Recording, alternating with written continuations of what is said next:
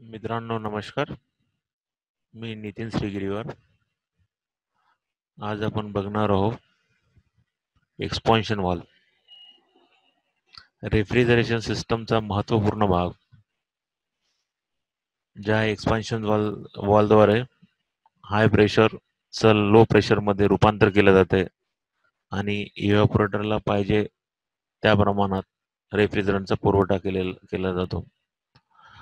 आपल्या घरगुती उपकरणामध्ये आपण कॅपिलरी ट्यूब वापरतो, ज्याच्यामध्ये लोड कॉन्स्टंट असतो, लोड व्हेरिएशन नसते, म्हणून कॅपिलरी ट्यूब त्या ठिकाणी एक्सपान्शन वॉलचं कार्य करते.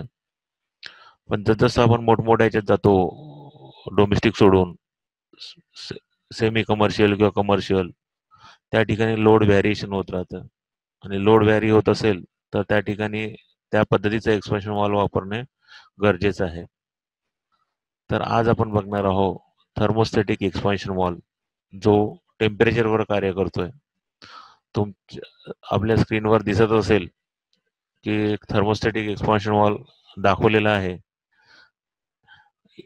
या खालच्या टोकातून इनलेट आहे, म्हणजे ही कंडेन्सर कडून येणारी लाईन आहे आणि या ठिकाणाहून जी बाहेर जाते ही इव्हॅपोरेटरकडे जाणारी लाईन आहे. म्हणजे या साईडने हाय प्रेशर लिक्विड येईल आणि इकडे लो प्रेशर लिक्विड इव्हॅपोरेटरकडे जाईल. आणि या थर्मोस्टॅटिक एक्सपान्शन वॉलला एक बारीक कॅपिलरी सारखी ट्यूब लागलेली आहे आणि त्याला एक थर्मल बल्ब लागलेला आहे.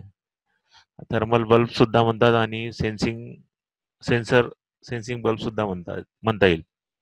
या कॅपिलरीमध्ये व्होलाटाईल लिक्विड भरलेला असतो. व्होलाटाईल लिक्विड म्हणजे काही वेगळं नाही, एक त्या ठिकाणी आपला रेफ्रिजरंट पण असू शकतो, जो थोडीशी हीट दिली तर एक्सपांड होतो आणि हीट काढून घेतली तर आकुंचन पावतो. अशा प्रकारचं व्होलाटाईल लिक्विडचं कार्य आहे.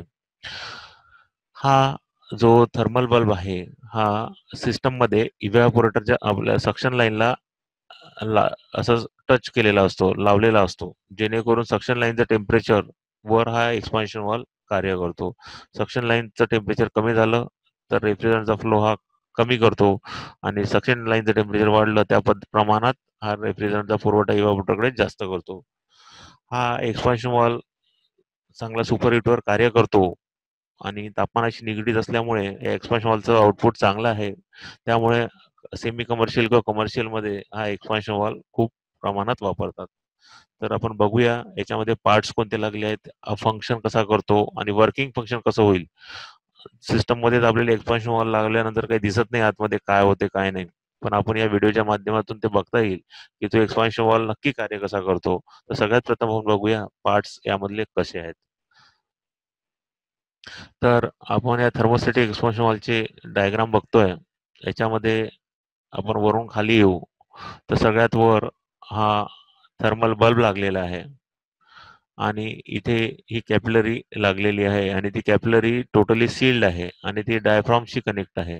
याच्या खाली एक डायफ्रॉम लागलेला आहे. डायफ्रॉमच्या खाली हे स्प्रिंग लागलेले आहेत आणि या ठिकाणी डावीकडे तुम्हाला दिसेल सुपरहीट सेटिंग स्पिंडल लागलेला आहे. जे तुम्हाला सुपरहीट कमी जास्त करायचं जर असेल तर इथलं डेड प्लग काढून ऍडजस्टमेंट करण्याची गरज आहे, जेणेकरून सुपरहीट सेटिंग होईल. आणि त्यानंतर ही आहे complete valve body, thermostatic expansion वॉलची बॉडी आहे आणि इकडे एक एक्स्ट्रा कनेक्शन काढलेलं आहे ज्याला आपण एक्सटर्नल इक्विलायझर असं म्हणतो. आणि इथे वॉल सीट आणि वॉल लागलेला आहे. आता हा वॉल कसा ऑपरेट होतो, केव्हा होतो, हे आपल्याला समोरच्या फंक्शन मध्ये दिसेल. तर आपण थर्मोस्टॅटिक एक्सपान्शन वॉलचे फंक्शन बघूयात. तर इथे बघाल की 3 प्रकारचे प्रेशर्स आहेत. एक बल्ब प्रेशर जो पीव्ही ने दाखवतो आपण, एक स्प्रिंग प्रेशर पीएस ने दाखवतोय आणि एक इव्हॅपोरेटर प्रेशर ज्याचा एक्सटर्नल इक्विलायझरचं प्रेशर सांगतोय पीई, ज्याला इव्हॅपोरेटर प्रेशर असं म्हणतो. आणि हे 2 कनेक्शन्स आहेत फ्रॉम कंडेन्सर साइड टू इव्हॅपोरेटर. इकडून हाय प्रेशर लिक्विड येईल आणि इकडे लो प्रेशर इव्हॅपोरेटरला जाईल. तर ते कसं कार्य करतंय, बल्ब प्रेशर केव्हा ऑपरेट होते, कोणतं प्रेशर जास्त होते, स्प्रिंग प्रेशर काय होते, इव्हॅपोरेटर प्रेशर कसं ऑपरेट होते, हे सगळं आपल्याला समोरच्या स्क्रीन मध्ये दिसेल. खूप छोटं आणि म्हणजे असं मायन्यूटली सगळे पार्ट्स आहेत ते एक्सपान्शन वॉल मधले आपण उघडून तर बघू शकत नाही, पण या व्हिडिओच्या माध्यमाने आपण नक्कीच बघून घेऊ आणि समजून सुद्धा घेऊ की कशा प्रकारचं एक्सपान्शन, रेफ्रिजरेटरचं एक्सपान्शन या थर्मोस्टॅटिक एक्सपान्शन वॉल मध्ये होत आहे.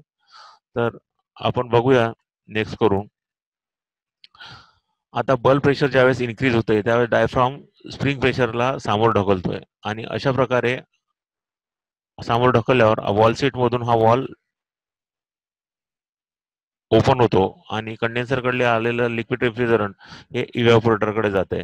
पहिल्यांदा आपण बघितलं त्यावेळेस वॉल बंद होता, पण जसं डायफ्रामचं प्रेशर वाढलं तसं स्प्रिंग प्रेशर सुद्धा वाढलं आणि कंडेन्सर साईड आपली ओपन झाली आणि आपला रेफ्रिजरंटचा पुरवठा आतमध्ये जायला सुरुवात झाली आणि अशा प्रकारे कंडेन्सर कडून लिक्विड रेफ्रिजरंट इव्हॅपोरेटरकडे जाण्यास सुरुवात झालेली आहे.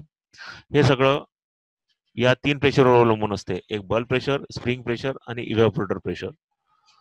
तर बघा कंडेन्सर कडून लिक्विड रेफ्रिजरंट येत आहे आणि इव्हॅपोरेटर कडे तो हळूवारपणे चाललाय. हे आपण ऍक्च्युअल एक्सपान्शन वॉल बघू शकत नाही, जे अॅनिमेशन स्लाइड मध्ये आपण हे बघू शकत आहे. याद्वारे आपल्याला समजण्यास लवकरच मदत होईल. बघा बल्ब प्रेशर डिक्रीजेस तर काय होईल, डायफ्रामचं प्रेशर कमी होईल, स्प्रिंग प्रेशर पण कमी होईल आणि ऑटोमॅटिक रेफ्रिजरंटचा पुरवठा जो आहे तो कमी प्रमाणात होईल आणि काही वेळाने बंद सुद्धा होईल जर वॉल बंद असेल तर. अशा प्रकारे हा थर्मोस्टॅटिक एक्सपान्शन वॉल कार्य करतो. अजून आपण डिटेल याचा बघू की हा फंक्शन कसा करतोय. आता आपण हा सिस्टमला लावला असं गृहीत धरू आहे.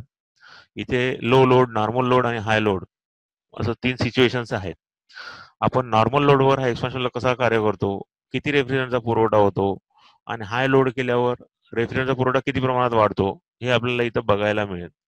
तर आपण सर्वात प्रथम नॉर्मल लोडवर ठेवू. नॉर्मल लोडवर ठेवल्यानंतर रेफ्रिजरंट इझी थोड्या प्रमाणात इव्हॅपोरेटरकडे चाललाय. जसजसा रेफ्रिजरंट सिस्टमवर लोड वाढेल तसतसा रेफ्रिजरंटचा पुरवठा वाढताना दिसेल, जो आपण स्लाइडिंग स्विच द्वारे बघतोय. रेफ्रिजरंटचा पुरवठा वाढत आहे लोड वाढल्यामुळे. हे सगळं कार्य या थर्मल बल्ब जो सक्शन लाईनला लागला आहे तिथल्या तापमानावर डिपेंड आहे. तो तिथे सेन्स करून इकडे प्रेशर वाढवतो आणि बल्ब प्रेशर वाढलं की रेफ्रिजरंटचा पुरवठा वाढतो. अशा प्रकारे हा थर्मोस्टॅटिक एक्सपान्शन वॉल्व कार्य करतो. आपल्याला हा व्हिडिओ अॅनिमेशनद्वारे नक्कीच समजला असेल, भरपूर काही गोष्टी क्लिअर झालेल्या असेल असं मला वाटतंय.